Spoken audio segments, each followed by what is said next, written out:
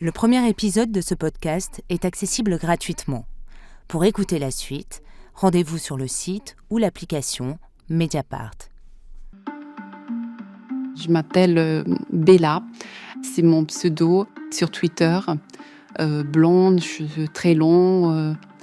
Je suis une surfeuse d'un bon niveau et j'infiltre des djihadistes depuis 11 ans.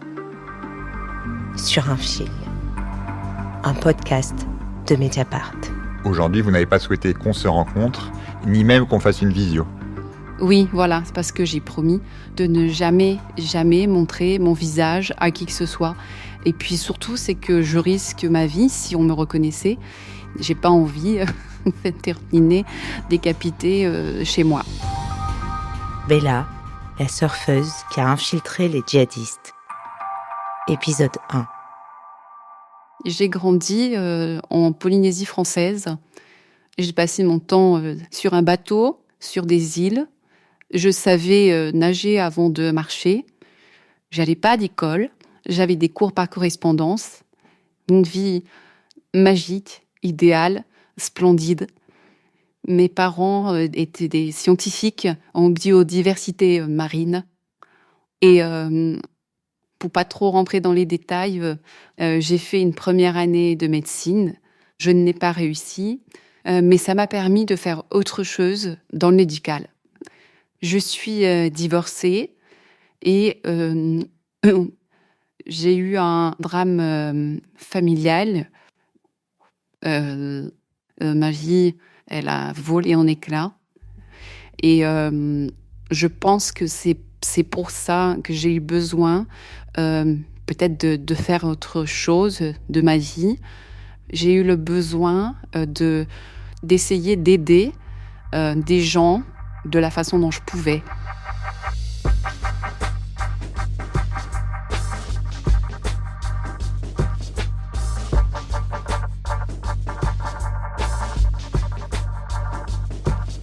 Internet, j'y suis allée en 2015. J'avais une vie totalement différente des réseaux sociaux. Je faisais du surf. Je suis très, très sportive. Les réseaux sociaux, je ne connaissais absolument pas. J'avais juste un compte Facebook pour y poster avec des copines mes photos de surf, c'est tout. Et est arrivé en 2015 les attentats de Charlie Hebdo. Et ça m'a profondément choquée. Quel rapport vous aviez à l'époque avec le terrorisme ? C'est quelque chose qui avait été présent dans votre vie ? C'est quelque chose que vous connaissiez ou que vous suiviez particulièrement ? Je n'avais aucune notion, aucun lien avec le terrorisme. C'est l'attentat de Charlie Hebdo qui m'a ouvert les yeux de ce qui se passait. Et je me suis dit, je ne peux pas rester comme ça. J'avais besoin de donner mon avis, dire non et stop. Et je me suis donc rendue sur Twitter. J'avais l'impression que c'était là où les choses se passaient. Et j'ai vu des comptes parodiques qui m'ont bouleversée, en fait, par le rire très noir, mais en même temps par leur nécessité. Leurs tweets étaient pertinents, hilarants et justes. Donc c'était moquer la vision du monde des djihadistes ? Exactement, c'était les ridiculiser. C'était pas dans l'agressivité, c'était pas dans la haine. C'est ce qui m'a beaucoup plu. Les premiers comptes que j'ai vus étaient le compte d'Abou Chabouche, d'Abou Zilleur, d'Abou Portant. Déjà, leur pseudo m'a fait éclater de rire. Ils avaient des photos assez rigolotes. Abou, ça veut dire quoi ? Pourquoi ils s'appellent tous Abou ?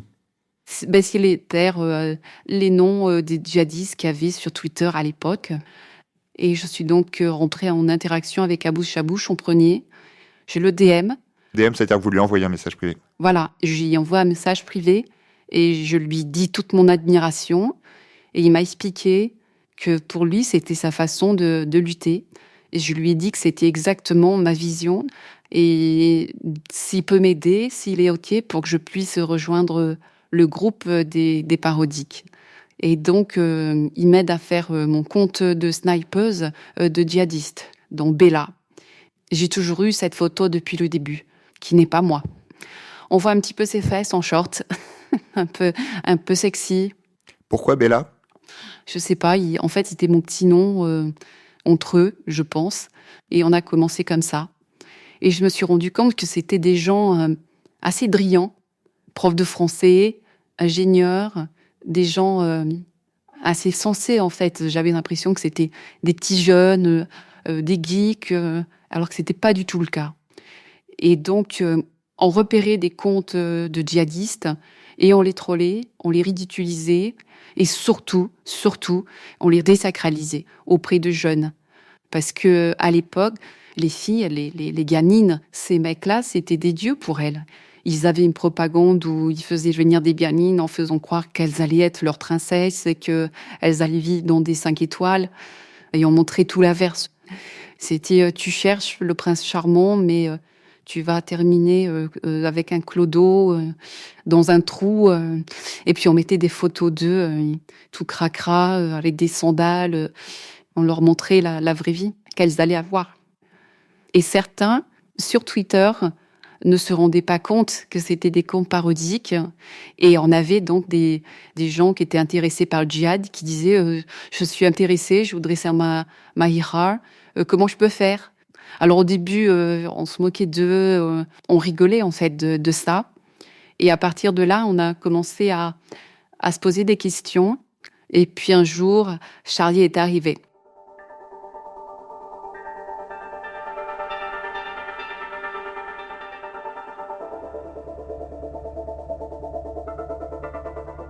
Charlie, c'est un petit ninja qui est arrivé d'un seul coup dans mes DM. Je vois une petite image de ninja qui me dit est-ce que ton compte est sécure? Pas de bonjour, rien. Lui était ingénieur informatique, spécialisé dans la cybersécurité des banques. Comme nous tous, après les attentats de Charlie Hebdo, il est rentré là-dedans. Et c'était quelqu'un qui était dans les sphères plus sombres sur le net. Donc, il s'est rendu compte qu'on était peut-être en danger parce que les djihadistes commençaient à s'organiser en disant il y a des parodies qui se foutent de nous, on va pas laisser passer ça. Et donc, Shirley me dit tu supprimes absolument tout ce que tu as sur le net de toi. Pas de photos personnelles. Est-ce que tu as un compte Facebook, etc. Charlie m'a fait tout enlever. Et il nous a donc structurés en nous disant, voilà, vous allez tous aller sur Telegram parce que Twitter n'est pas sûr et on va tous se retrouver là-bas pour discuter. Je me fais donc un compte Telegram et on fait connaissance tout doucement. Voilà, on se présente un peu, on m'envoie même des photos, mais jamais de notre visage. On ne sait jamais qui est derrière un compte Twitter. Au début, on était donc une vingtaine de tous bords. On n'était pas tous avec les mêmes idées politiques, mais on était... ça a été la règle et la ligne jusqu'à aujourd'hui. C'est-à-dire qu'on combat les djihadistes, mais on ne combat pas l'islam et pas les musulmans. Et d'ailleurs, les gens qui avaient ces idées-là sont vite partis. Et on s'est retrouvés très rapidement à une dizaine. Donc Charlie prend tout ça en main. Je pense qu'il ne voulait absolument pas être chef, il voulait juste nous aider. Mais comme il avait le plus de compétences, il est naturellement devenu notre doux émir. Et c'est Abidner qui donne, voilà, on va s'appeler la Katiba des Narvalo parce qu'on est des clowns. Comment il justifie ce nom ? Le Katiba, c'est pour reprendre ce que les djihadistes avaient sur Twitter, leur Katiba, leur bataillon. Et nous, on n'était pas la Katiba un tel ou un tel, on n'est que la Katiba des joyeux hurons un peu tarés. Et voilà, est née la Katiba des Narvalo.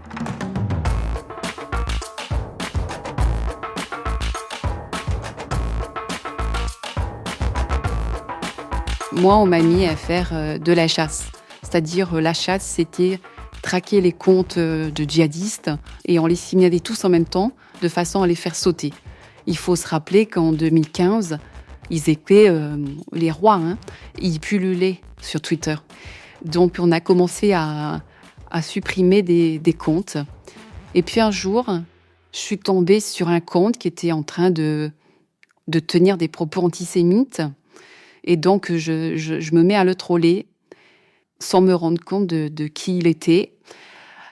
Et je reçois un DM de ce compte, un message privé, en me disant « Tu me fais rire ». Voilà, premier message.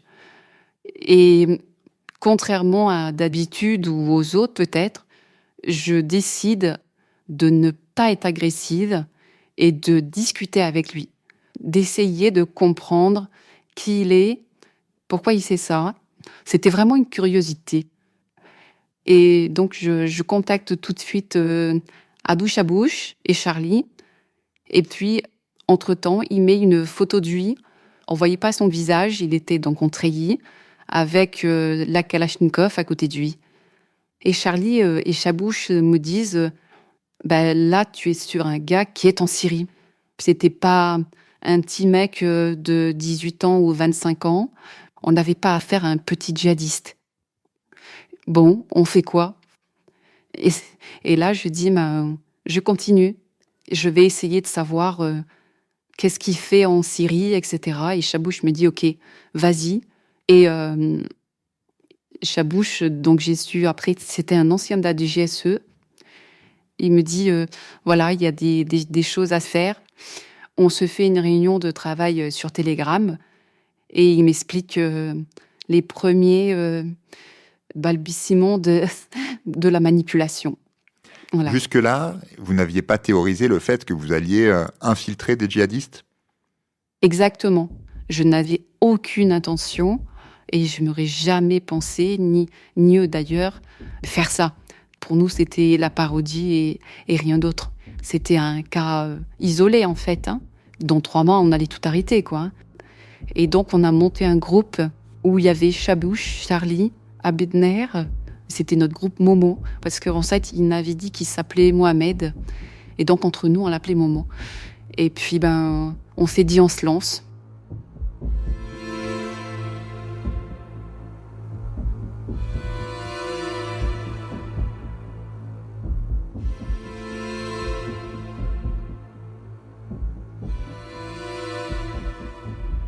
Quand j'ai commencé avec cette première infiltration, je comprenais pas comment j'arrivais à séduire, en fait. Je pense qu'il était sur le net pour se chercher quelqu'un. Il cherchait à se marier, comme beaucoup. Lui était blessé. Donc, il était sur son lit d'hôpital et il s'ennuyait. Et c'est comme ça qu'il est tombé sur moi, en fait, et que moi, je suis tombée sur lui. Il n'était pas sur les réseaux sociaux avant. Au début, quand j'avais affaire donc à lui, c'était vraiment le djihadiste pur. Al-Qaïda, Charlie Hebdo, c'est bien fait pour eux. C'était ce langage, c'était ce discours. On voyait qu'il était violent. Un jour, il me dit « J'ai un cadavre en face de moi, je viens de l'exécuter. » Comme ça, froidement. Donc moi, c'était assez difficile parce que je discutais pour moi avec un monstre. Et vous faisiez valoir votre point de vue ? Vous avez dit parfois que vous étiez choqué ? Bien sûr, bien sûr. Je lui disais exactement ce que je ressentais. Et je voulais comprendre. Puis je voulais comprendre pourquoi. Et il m'a expliqué. Il m'expliquait que voilà, pour eux, toucher au prophète, c'était... Et moi, j'expliquais que nous, on avait le droit d'avoir nos idées, etc. Et il comprenait. Je ne sais pas s'il faisait exprès, mais je pense qu'au début, c'était un peu tendu. On parlait de sa vie, de ma vie, comme dans une séduction habituelle qui démarre sur le net. Et donc, je me suis inventé une vie, en fait, mais pas trop éloignée de la mienne, parce qu'il faut que ce soit très proche, comme c'était quelqu'un d'intelligent, qui reposait plusieurs fois les mêmes questions, me testait à chaque fois. Par exemple, quand il me demandait ce que je faisais, mon métier, je lui répondais que j'étais sage-femme. Il me posait des questions médicales et je savais y répondre. Vous lui disiez que vous habitiez où ? Je lui disais que j'habitais Moorea. C'est à 17 km de Tahiti. C'est un paradis sur Terre. Je suis dans une autre île aujourd'hui, loin de la Polynésie française. Mais j'y ai vraiment habité. Et j'avais inventé que mes parents avaient une ferme de perles noires à Tahiti. Bon, il y en a plusieurs. C'était un peu gros, mais je connaissais aussi le milieu, parce qu'il voulait savoir si j'avais besoin d'argent, et je lui ai fait vite comprendre que je n'en avais pas besoin. Il était méfiant. très méfiant et c'était un stress lorsque je savais que j'allais prendre l'infiltration. Je prévenais directement Charlie et Chabouche, qui étaient toujours présents pour moi. À n'importe quelle heure, même s'il y en a un qui dormait, il y en a toujours un qui me répondait. Si j'avais des difficultés, par exemple, j'avais tout de suite des conseils. Je n'envoyais jamais rien toute seule.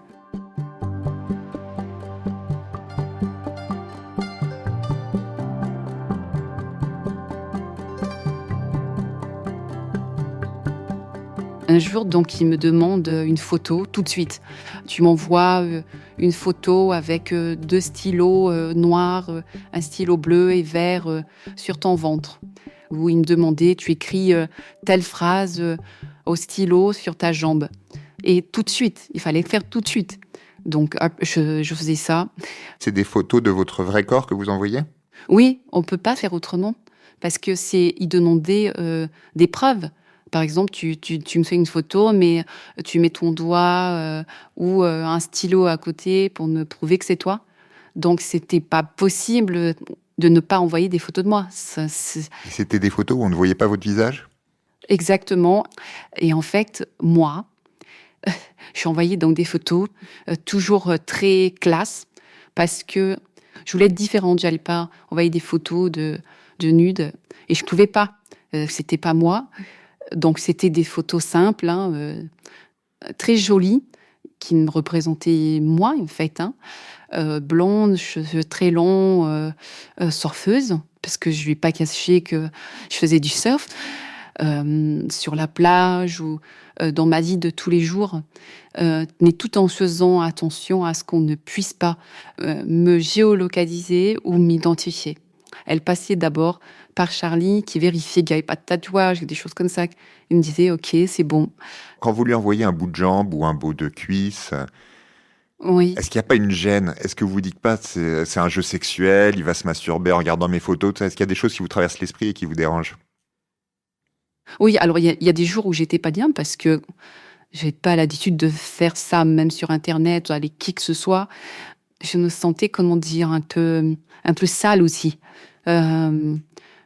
J'avais beaucoup de difficultés parce que dans la Katiba des Narvalos, on avait donc 2 groupes. On avait un groupe où on était entre femmes et un groupe où ils étaient entre eux, les hommes.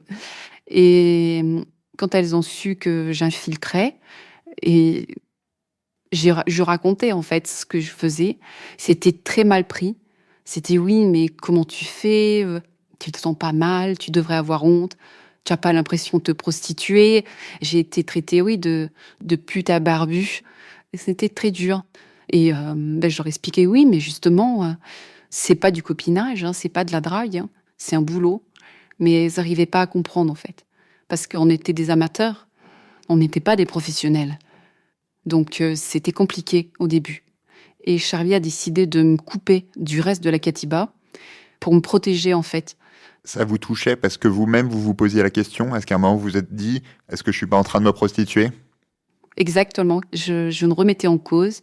C'était comme danser avec le diable, en fait.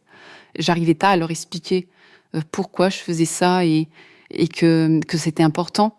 Est-ce que vous vous étiez fixé des limites dans ce que vous montriez, dans ce que vous faisiez ? Les limites, oui, c'est évident, c'était aucun nude, jamais dégradant. Et un jour, il était en combat, et très énervé. Il me demande, je veux des photos de tes fesses. Et je lui dis non.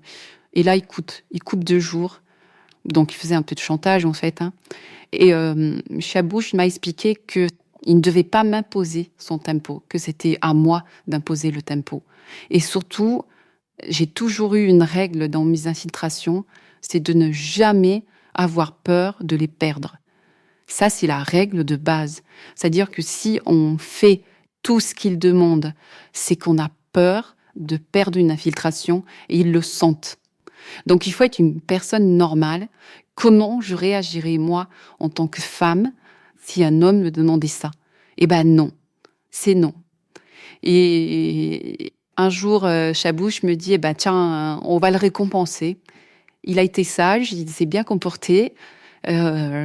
allez, Charlie va me chercher des photos de fesses sur le net. Et Charlie était obligé d'y chercher des photos qui étaient évidemment introuvables, parce qu'il devait trouver le même grain de peau, la même corpulence. Donc, c'était pas facile, hein. C'était un travail qui demandait beaucoup de temps à Charlie. Et donc, il me faisait ça et je lui envoyais des photos qui n'étaient pas les miennes. Voilà. Il vous a jamais demandé de vidéo? À l'époque, on avait la chance sur Twitter, il n'y avait pas la vidéo et sur Telegram non plus. Il a demandé sur Skype et moi, ce que je disais, c'était que j'étais aussi en danger, le fait de parler avec lui et que ces applications n'étaient absolument pas sûres et que je n'irais pas dessus. Par contre, il m'envoyait des audios où il était en plein combat. Il avait besoin de me parler. Peut-être ça lui donnait aussi de la force. Est-ce que je peux en profiter, moi? T'as entendu, là, je pense que t'as rien raté. C'est spécial quand même de parler un peu de ça dans cette ambiance-là. D'un côté, toi, t'es en paix, en sécurité, etc. Et puis moi, de l'autre côté, ça tire dans tous les sens, ça pète dans tous les sens, et puis tu m'envoies des petites photos comme ça. C'est cool. C'est vraiment une ambiance un peu spéciale. C'est exceptionnel en vérité, c'est unique.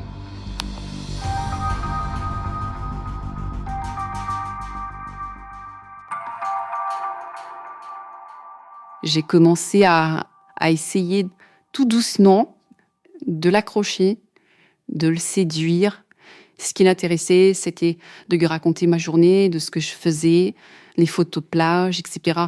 Je me suis vite rendu compte qu'il avait besoin de parler d'autre chose.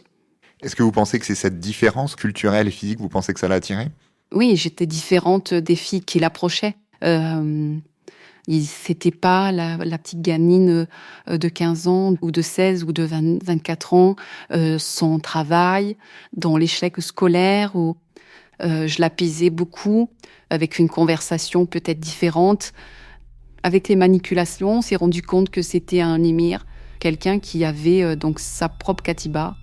Abou Chabouch était un ancien aussi militaire, donc il a reconnu tout de suite le soldat, un ancien soldat qui était français, aguerri au combat, style force spéciale. C'est qui ce djihadiste? Alors, je peux pas dire qui c'était, mais c'était un gros poisson. Il a commencé à bien se livrer. Là, ça devenait intéressant. On avait pas mal de renseignements.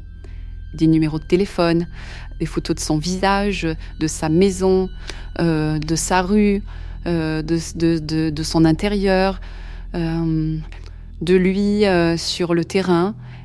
Il y avait des infos qui commençaient à devenir capitales. Et là, Abou Chabouch m'a dit, on ne peut pas rester comme ça, on ne peut pas laisser ces infos dans la nature. Il faut que tu sois en relation avec les cousins. Donc les cousins, c'est les renseignements généraux de ton mille. Et je commence à paniquer en me disant quoi, la DGSI, mais non. Et il me dit, si on fait cette infiltration, il faut absolument que tu te protèges.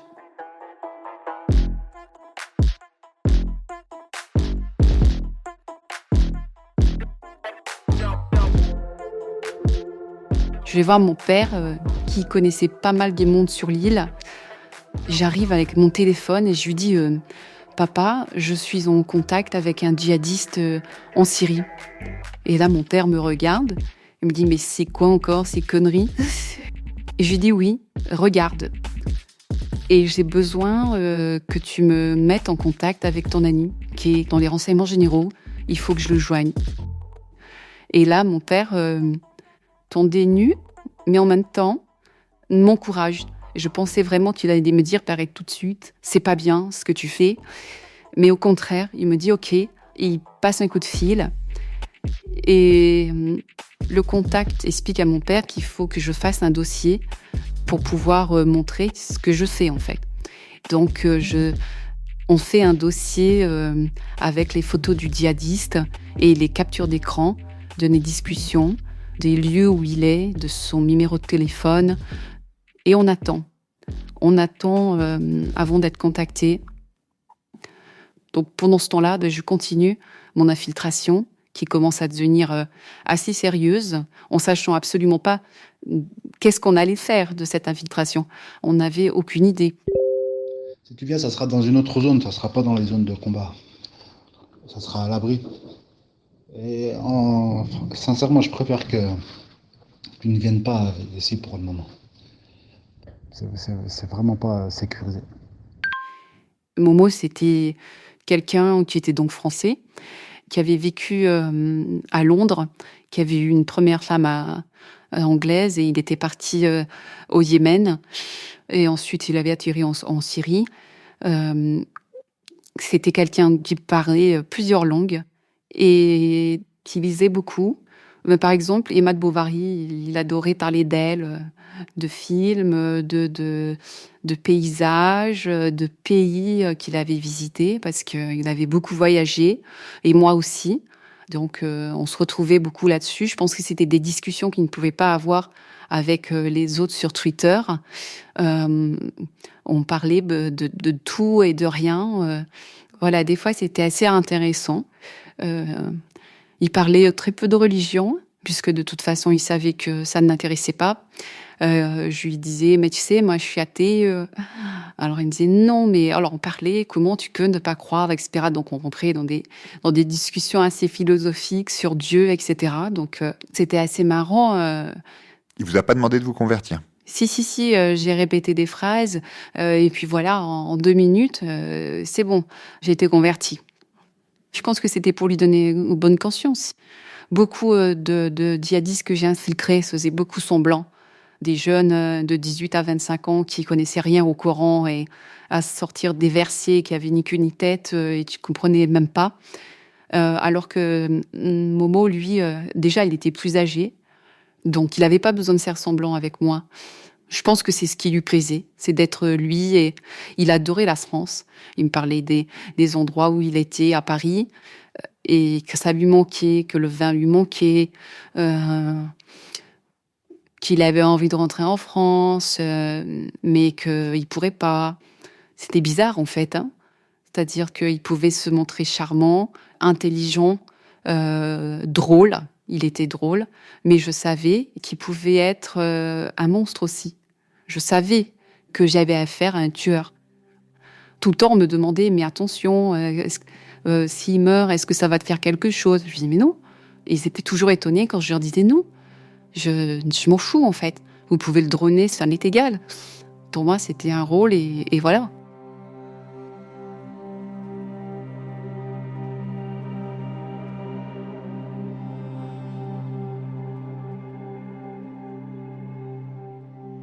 Un soir où il était particulièrement énervé, il était reparti au combat et ça se passait mal. Il y avait les Russes qui arrivaient, je me rappelle. Il voulait absolument que l'on se marie. J'appelle donc Charlie et Chabouche en disant qu'est-ce que je fais? Et il me dit bah tu dis ok et puis tu lui demandes comment on fait. Et donc il me dit tu prends ta douche, tu te rases entièrement, tu répètes telle phrase avec moi. Et donc, on fait ça tous les deux. Je répétais les phrases. Bon, en fait, je savais très bien que c'était du pipeau. Mais, et au bout de 2 minutes, il me dit, bah voilà, ça y est, on est mariés. Ok. Voilà. C'était très rapide.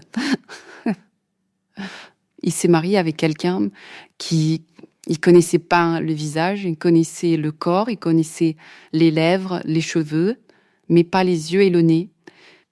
Ça vous a posé question de vous marier avec lui? Enfin, vous vous êtes dit, est-ce qu'il y a eu un obstacle dans votre tête? Je ne sais pas, par rapport à votre histoire, votre éducation, votre précédent mariage, votre vision du mariage. Je ne sais pas, est-ce que vous vous êtes dit à un moment, ça va trop loin? Alors, il faut savoir que c'était un rôle, ce n'était pas moi. C'est Chabouche, Charlie et moi et toute la Katiba. Je l'aurais jamais fait sans l'idée que Charlie et Chabouche me disent OK, en fait. Et le fait de l'avoir fait, après, ça a tout facilité. Parce qu'il était très, très pénible. Et tout le temps, à essayer de me piéger. Et à partir du moment où on était mariés, c'était tranquille.